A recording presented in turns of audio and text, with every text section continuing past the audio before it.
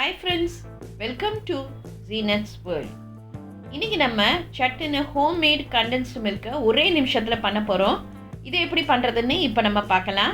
இப்போ நான் இங்கே மிக்ஸி ஜாரில் 1 கப் மில்க் பவுடர் எடுத்துக்கிறேன், 1/2 கப் சுகர்,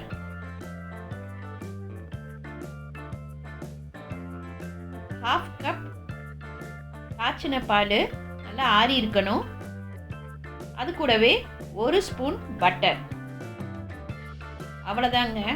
இப்போ நம்ம இதை மிக்ஸி ஜாரில் போட்டு ஒரு 2-3 தடவை பல்ஸ் மோட்லேயே போடுங்க. பல்ஸ் மோடில் தான் போடணும், அதுதான் மெயின்.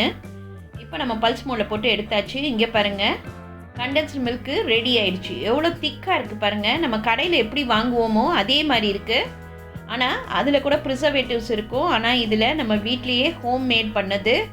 இந்த கண்டென்ஸ்டு மில்க்கு ரொம்ப ஹெல்த்தியானதும் கூட. இதை நம்ம ஸ்வீட் செய்கிறதுக்கு, பாயாசத்துக்கு, எல்லாத்துக்குமே இதை நம்ம யூஸ் பண்ணலாம். சட்டுன்னு ஒரே நிமிஷத்தில் இந்த கண்டென்ஸ்டு மில்க்கை நம்ம பண்ணிடலாம். இதை நம்ம ஒரு ஏர்டைட் பாட்டிலில் போட்டு வச்சுட்டு நம்ம ஃப்ரிட்ஜில் ஒரு 2 to 3 வாரம் வரைக்கும் இதை நம்ம வச்சு யூஸ் பண்ணலாம்.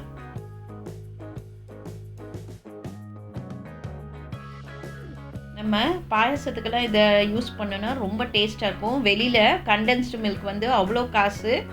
நம்ம வீட்டில் கம்மி காசில் ஈஸியாக பண்ணிடலாம். கண்டிப்பாக உங்களுக்கு இது பிடிச்சிருக்கும்னு நினைக்கிறேன்.